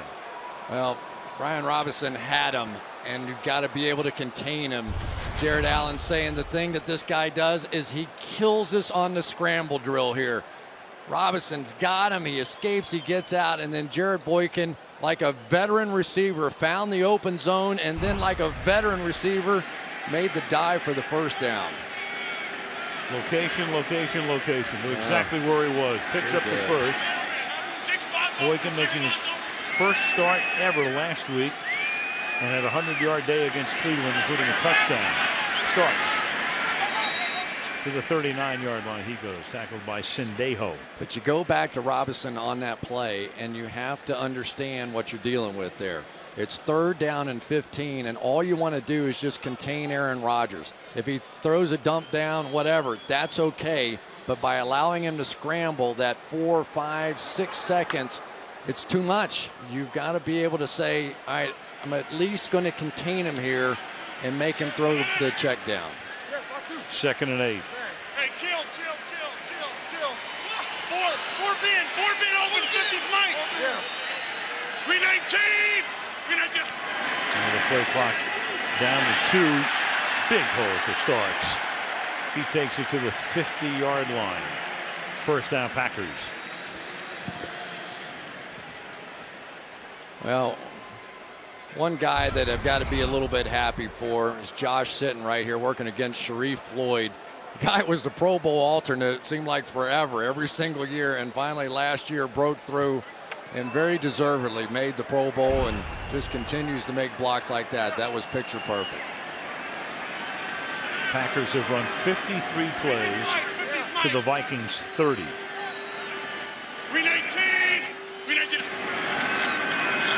And the the 54th play is a Starks first down run for 11 yards, tackled by Rhodes, takes it to the 39-yard line. Well, across the board now, this offensive line simply taking over. Evan Dietrich Smith, TJ Lang, they're just starting to dominate up front. And the one thing that we heard a little of this week is that the Minnesota Vikings now are acknowledging they have to get better at that defensive tackle position. They used to be dominant. They are no more, and it's showing up here tonight. And the Williams wall for so many years. And staying in bounds and picking up the first down is Miles White. So it doesn't matter that Jones is gone, that Cobb is gone, that Finley is gone. You got Miles White, you got Jared Boykin. Even Quarles has had a couple of moments tonight, and of course there's always Jordy Nelson. Well, you think about this now. 3 of his 7 receivers played in their first game last week. Jared Boykin, Brandon Bostic, 2 more of his receivers, both second-year college free agents. Andrew Quarles missed time last year with a knee. Rookie running backs, and what's Aaron Rodgers doing? He's tearing it up. Packers own the third quarter, under 3, 31-17 Green Bay. Sunday Night Football resumes after this.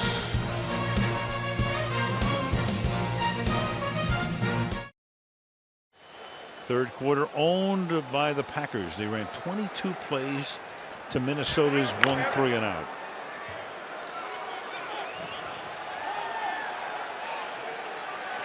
And Rodgers leads them to the line of the 24 of the Vikings, 1st and 10. And Rodgers not going far this time, tackled behind the line of scrimmage by Troy Guyon. Boy, they did not like that late hit. A couple of their offensive linemen saw Mistrail Raymond come in and take a shot on their quarterback, and TJ Lang was up right away, giving a little shove. This is what you're afraid of. Here's the franchise. I don't care what you want to say, all the heart of these other guys, but you can't get that guy hurt, and you're in a little bit of a comfortable game right now. I think I'd tell Aaron, hey, take it easy. You had your big runs. We don't always have to have you at this point in the game. Just for the record, the backup quarterback is Seneca Wallace. That's a name they do not want to hear in Green Bay. No offense to Seneca. Right. And through the middle, there goes Starks, and Starks all the way to the end zone. Well, the Green Bay Packers talking about finding a running game that's 25 yards, and that's 168 yards on the ground tonight for the Green Bay Packers. Well, I tell you what, Evan Dietrich Smith, the center, is coming up with a big game tonight. Watch this finish on the block. It's one thing to make a block. It's another thing to finish with a guy on his back. Can't do any better than that. For all we want to talk about with Eddie Lacy tonight, getting James Starks back now. This is a 1-2 punch. Now, understand they're playing the Vikings. I got that. It's not the greatest defense. This isn't Kansas City or Carolina, but this has been impressive tonight. Crosby makes the score 38-17 as the Packers are rolling, trying to make it 4 wins in a row.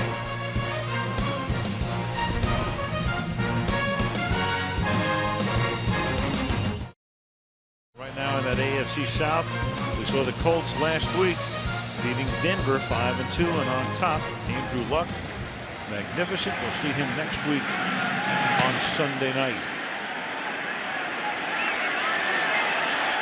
4 yards in. This will be run back by Patterson.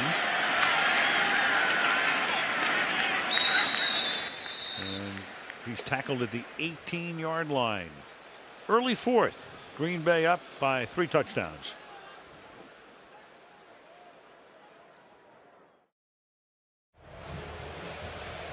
We mentioned this to Aaron Rodgers last night. Even he was stunned. You're looking at the only 3 guys on the entire 53-man Green Bay roster who've ever played for a team apart from Green Bay. Wallace, Pickett, and Kuhn. And there is Ted Thompson, the very beneath the radar general manager and the architect of this team, a man that the staff and the players called the Ghost. He's there, but you don't know he's there. But what a magnificent job he has done, and Ponder's going to get taken down at the 18-yard line. Lattimore making the tackle. And the 3 guys that you saw with Thompson, 50 of the 53 have never played anywhere but Green Bay. So he drafts well. He finds the right free agents. They're all homegrown. They picked up Pickett years ago from St. Louis. Kuhn had played with Pittsburgh for a brief while, but he's been here since '07. And Seneca Wallace came over this year as a backup. That's it. Everybody else homegrown.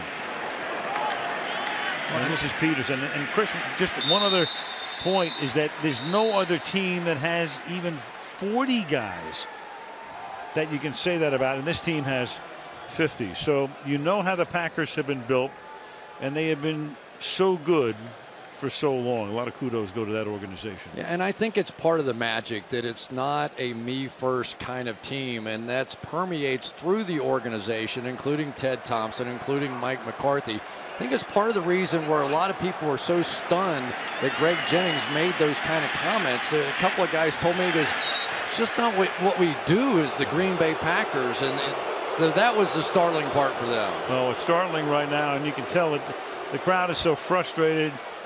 Bags are coming out and all of that, and the team's on their way to going 1-6. And now with the trade deadline coming up on Tuesday, you're looking at Adrian Peterson.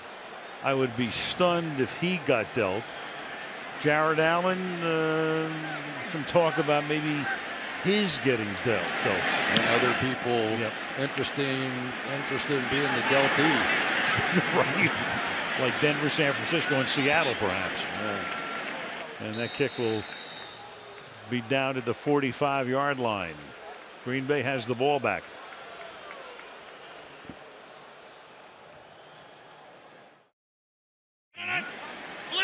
Green Bay 5 possessions tonight, 4 touchdowns and a field goal, and they've also run a punt back for a touchdown. It's not factored in to that equation. And Lacey to the 47, and let's go to Minnesota's Michelle.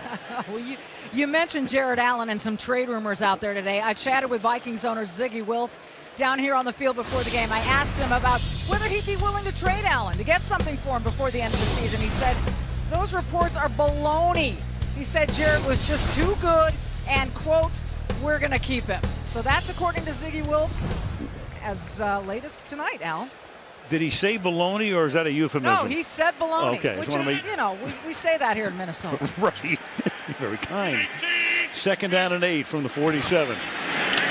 And that pass a little low, but there is Nelson reaching down for it and making the grab about a yard shy of a first down. You know, but you put a little mayonnaise on it, a couple slices of bread, and all of a sudden a sandwich comes out here, and still wouldn't surprise me to see a deal done. I tell you, Jordy Nelson has been fantastic. I mean, that's the one sort of trusted agent that Aaron Rodgers has, and he's really come out of nowhere. There's Rick Spearman, who's going to have to make those decisions, and won't be easy. I'd be stunned if Adrian Peterson were considered, although at this point in the season for the Vikings, probably everything will be discussed. 3rd down and 1, Rodgers, and getting free and making the catch is Boykin. He goes to the 20-yard line. So Boykin, his 2nd start, big game last week, and tonight Boykin, that's 4 catches, 72 yards. That's good for 26. Great release, great double move, put the hand up, hesitate and go. You know, he was around last year, and he's a guy that, you know, is kind of a nervous guy, according to Aaron Rodgers. So every time he drops a pass in practice, he's like, oh, they're going to cut me. I know they're going to cut me. Because, man, you're all I've got. They're not going to cut you, and he's been playing really well. Hey, 50. Rodgers, 21 of 26 tonight, 266. Lacey staying alive. Down to the 16-yard line he goes. The other thing, too, you look at Green Bay, they have a pretty soft schedule, relatively speaking, as you head down the stretch.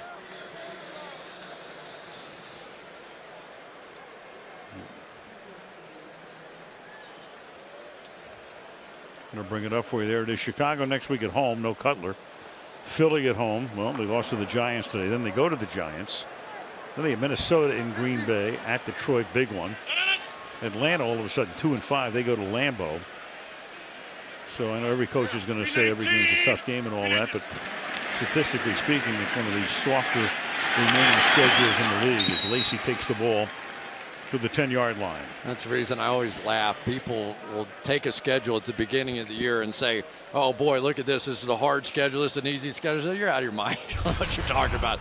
It's upside down. But one guy that has not been upside down tonight is Eddie Lacy. And he just keeps getting better. This is 4 straight games for him now with over 20 carries. I think it's fairly safe to say that he has become the man now. He is going to be the guy that's going to get those 20-plus carries every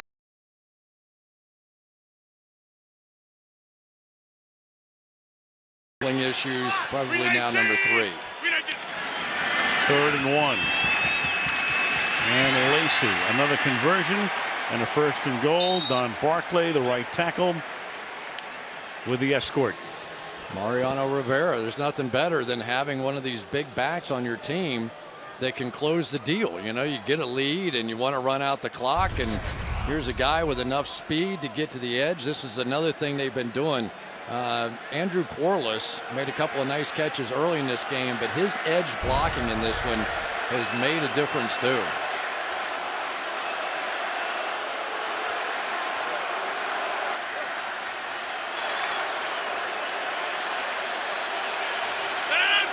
First and goal from the 4.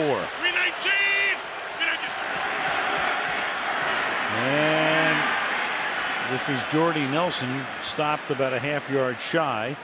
That chant you just heard was "Go Pack Go," because Green Bay is only a 4.5-hour drive from here. The Wisconsin border is a half an hour from here, so always a ton of Packer fans at these games. And some yawning, well, some are yawning because the score is 38-17. You know, there's nothing worse as a player than when opposing fans are in here having a party in your place. I mean, I've been through it a few times in my career. You know, Pittsburgh used to travel so well, and they would go in and they'd buy up all the tickets. You know, I mean, our season ticket holders like, wow, you're going to double? Yeah, okay, here you go. And then you go in there and all of a sudden it's no fun being at home. 2nd and goal. It'll be a timeout here for the Packers.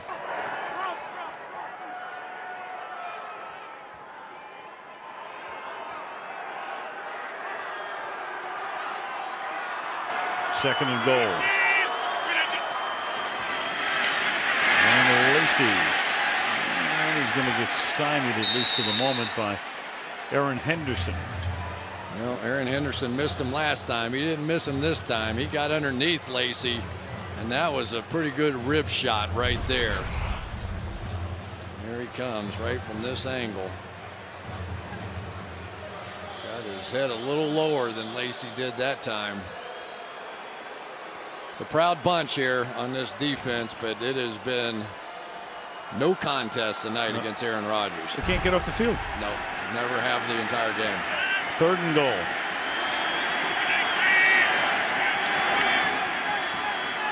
And Rodgers stepping away. Buying time. Hits Lacey. And Lacey can't get in. For the moment, he is stopped by Sendejo, the first guy to get there. So it'll be 4th down and goal. Well, I tell you have to have some respect for the guys. You know, I know it's a tough year. Alan Williams bunch. If nothing else, I put on the tape the other night when they played the Giants, and of course ridiculed after that game in so many different ways. But that defense the entire game played their guts out, played hard, made some mistakes, but that kind of goal line stand in this kind of situation says a lot about the guys.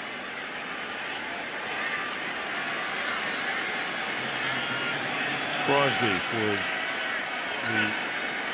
20-yard field goal attempt. And this is the most points the Packers have ever scored in the Metrodome, and this their 31st and final visit.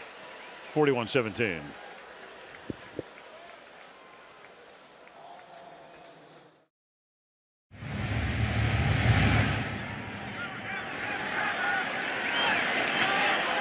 And will we see another 109-yard return?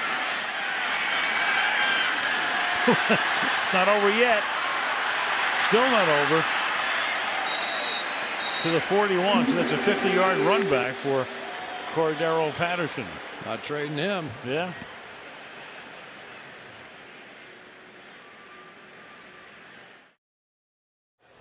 been a merry-go-round in Minnesota. You go back, Joe Webb started the wild card game last year because Ponder was hurt. Then Ponder starts weeks 1 and 3 this year. Castle weeks 4 and 6, with 5 being a bye week. Then there was Freeman last week. Meanwhile, look at that. Over the last 22 seasons, going back to Mikowski in 92, only 4 quarterbacks, period, have started games for Green Bay. That includes Matt Flynn, who had 2 starts, which led to several $1 million for him as he left town. And the catch is made here by Jerome Simpson all the way to the 40-yard line for a first down. You know, every once in a while, Christian Ponder will flash something like that. That's a nice looking throw. Physically, he can do it. Swings it to the outside. Toby Gerhart run out of bounds after a gain of 13. So what do you think is going to happen? The Vikings go to Dallas next week. Who do you suspect will be the starting quarterback? Well, at some point, you spend all that money for Josh Freeman. You have to make sure he's not the guy. And I think what the Vikings are doing right now is saying, you know, they're looking across the way at what Aaron Rodgers does to them every year and say, do we ever have a guy that's going to compete with him? Well, if it's not Josh Freeman, who is it? Because we've kind of now seen that, you know, we've struggled throwing the football. And it's not like it should be that hard. When you have an Adrian Peterson, you're going to get single coverage. You're going to get free slants and out routes and things that are just going to be given to you over time, because if they can throw it just a little bit with Adrian Peterson and he doesn't have to face all those guys coming down and playing the run all the time, who knows what this offense could be. Do you give Joe Kapp or Tommy Kramer a shot? Both, at least a call. And this is caught by Kyle Rudolph to the 15. Meanwhile, Freeman, who had some really nice games in Tampa a couple of years ago, but you look at the accuracy for him in week 1 at the Jets. That's as a member of Tampa Bay. Last week, 37.7% in the Monday Nighter at the Giants, and overall 43%, the lowest in the league. I'll give you the counter to that in a minute. All right. Meanwhile, here's Gerhart running over his own guys and into the end zone.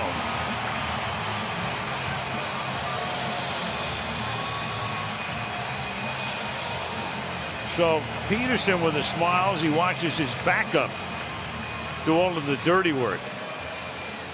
You know, here's a guy that finished, what, 2nd in the Heisman Trophy, and he can't get on the field because of Adrian Peterson. Just nice job, good power. I've got to think that Toby Gerhart, this is probably his last year in Minnesota. It's going to be hard to find running backs willing to come here because of Adrian Peterson. They've already talked about that, but that was a nice little signature play for him. I think he only had like 2 carries coming into this game. And Peterson had done the major bulk of the ball carrying. Is the extra point is good. You would be correct, 2 carries all season long. Peterson 115. You're right, tough to get a guy to come here.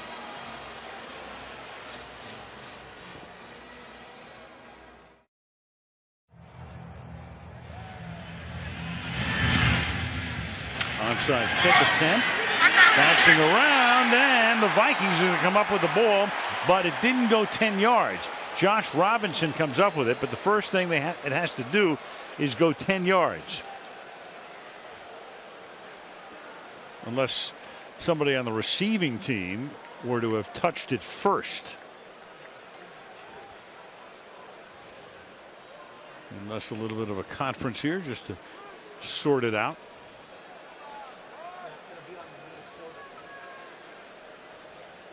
And Scott Green. One of those rare onside kicks that kind of just sat there. Yeah.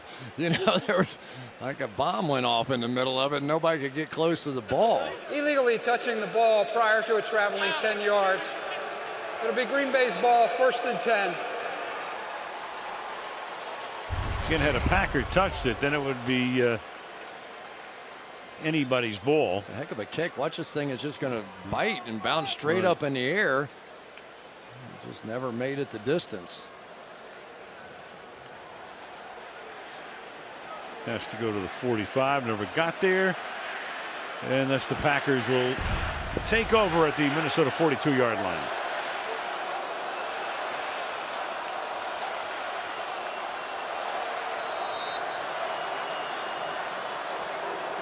Aaron Rodgers.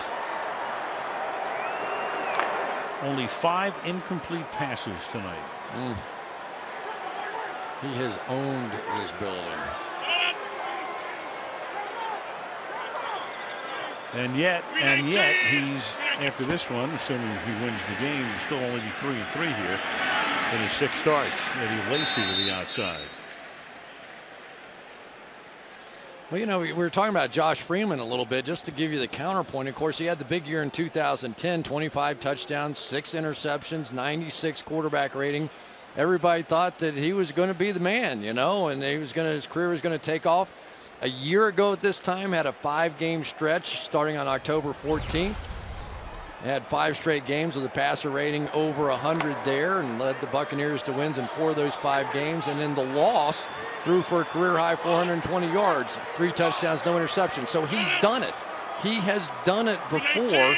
And so if you're going to pay him $2 million or whatever they paid him, you have to find out if he could do it again. And on 2nd and 11, that's Boykin going to the ground as he makes the catch at the 28-yard line.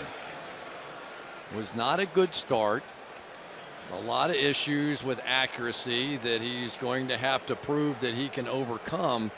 But I don't know how, especially with the season now where it is, you don't give him the rest of the year to find out what he is. Because in all likelihood, the Vikings are going to have one heck of a draft pick to deal with next year, and you might have to take another quarterback. Well, he played all the way in New York on Monday night, but then had concussion symptoms.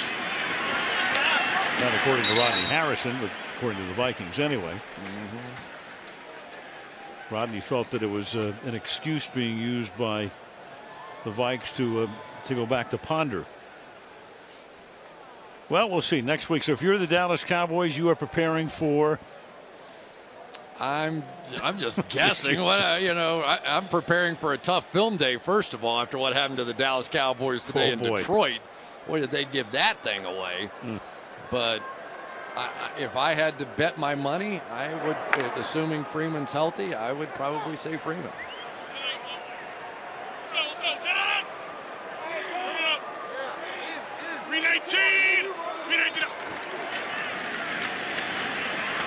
And Lacy tonight, that is the full workload, 28 carries.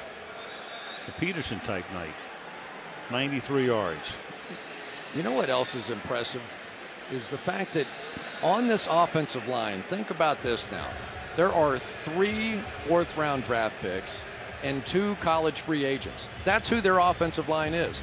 The big money guys, the guys that they went out and got, Derek Sherrod and Brian Bulaga, they're not playing. So these are just a bunch of guys that kind of been thrown together here. You got a rookie left tackle, the only rookie left tackle starting in the NFL on opening day, and Josh Sitton and Evan Dietrich Smith, who was playing behind Jeff Saturday to start last year. TJ Lang, who has some nasty rib shots during the course of the season, coming back and helping Don Barclay, who kind of took over at the end of the year, surprised some people the way he played, and now they have that balance. They're running it, which is helping their pass protection. Guys up front, I kind of like watching them play. Well, we've been talking about 3rd down all night. Can't beat it to death, or we have already. But you saw those numbers. Yeah, you saw those numbers. It's just telling it like it is. Here's that offensive line. And they've been doing a lot of damage, both inside and out. There's a little bit of that outside game that we've been talking about. Barclay coming off on the double team, getting up to the 2nd level.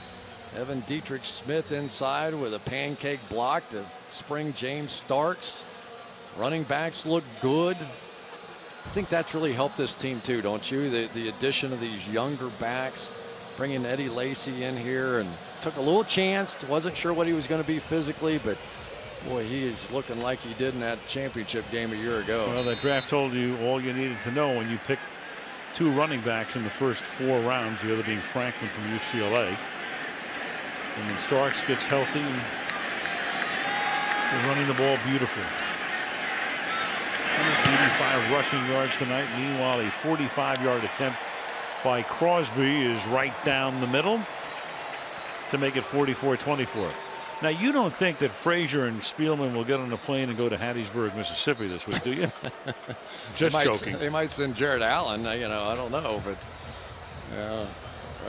that pretty much says it all right there. It's tough when it starts going bad, and Rick knows as well as anybody. In this league, you have to have a quarterback. It's really just that simple. Even Kansas City went out and got Alex Smith, who fit their defensive and running game style and not making the big mistakes. And that's what it's about. As much as I want to talk about every other position and make them out to be stars, when you have an Aaron Rodgers and he's playing with all these guys who have no experience whatsoever, and they put up 44 points on the road, that's what you need to have. Well, you need a defense, too. They gave up 34 opening day to Detroit, 31 to Chicago, 31 to Cleveland, 27 in the only game they won against Pittsburgh, 35 to Carolina, getting blown out here 35-10, 23 to the Giants last week, and a pair of 4s tonight as we run back by Gerhardt. And did I mention to you they can't get off the field on 3rd down? I don't think we brought that up tonight, but that's a really good point, Al. Appreciate that. Greg Jennings is, man, I just like to get off the field, period, tonight. Yeah. There was, you think back to the first half, they had some chances. Remember that crossing route? He's running wide open across the field. But really, this game was probably over much sooner, if not for a poor call on a pass interference call on Tramon Williams against Greg Jennings. From the 27, 1st down.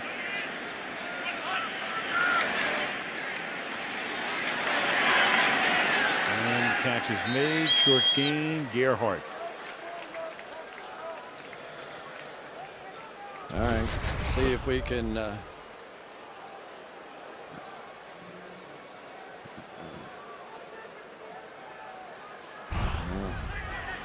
never ever been on a defense as bad as this one. What do you think? Seattle, San Francisco, Denver? I don't know. No baloney. I think that's where they cut away before he started talking about that. There. John Carlson makes the catch.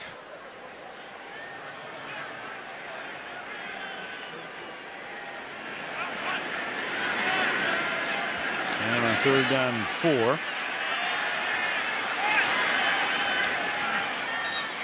It'll be 4th down now, and that takes us to the 2-minute warning in the final ever Packer-Viking game at the Metrodome. All Green Bay by 20.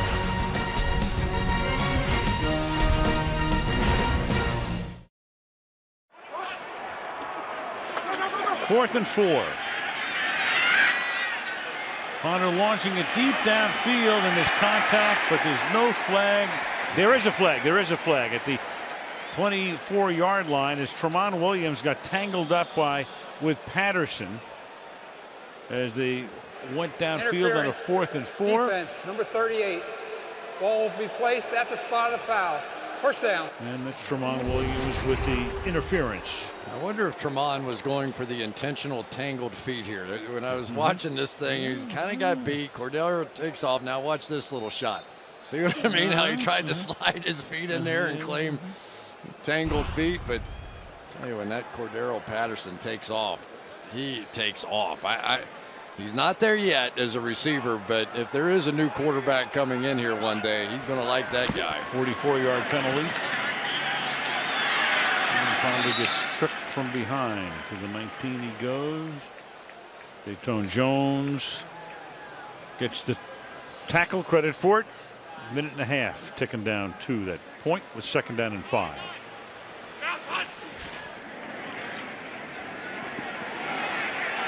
And Ponder's going to run, and he's going to run all the way into the end zone.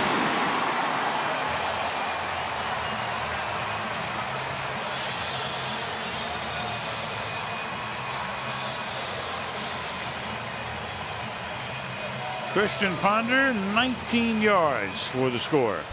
Now, one of the problems you have when you play against Christian Ponder, if you want to play some of these coverages in man coverage, 2-man, he almost doesn't even look down the field. He's looking to run in those situations. And let's say this in fairness to Christian Ponder. It's hard to move the football when you're sitting on the bench. His defense never got off the field tonight. They didn't get many opportunities, but they did put up 31 points. Blair Walsh for the extra point. Onside kick will be our next play. Meanwhile, at halftime tonight, a lot of former Vikings came back to honor Joey Browner. There was Ziggy Wolf, the owner of the team. Joey Browner getting the jacket, going up on the Ring of Honor. And of course, that ring will be moved to their new stadium, which will be built, as we said earlier, adjacent to this one, part of it on the same footprint as the Metrodome. And there he is, the hard-hitting safety. Congratulations. Well deserved. Played with his brother in Cincinnati. Yeah. Lost a little while. A lot of great memories here in this stadium, though. You know, over the years, I've seen some fantastic football games. I know there's been great baseball here as well, and looking forward to the new one, though. I will say that. The 2 World Series here, 87 and 91, and Jordy Nelson will corral this one. And Green Bay can pretty much run the clock out. Metrodome, who can forget this one? Big opening for Tony Dorsett. Look out, he's got great speed. 99 yards and a half. Dorsett down the sideline, stays in bounds. Can you believe that? 99 and a half. I love Don Meredith. Just come down, Frank, all the guys.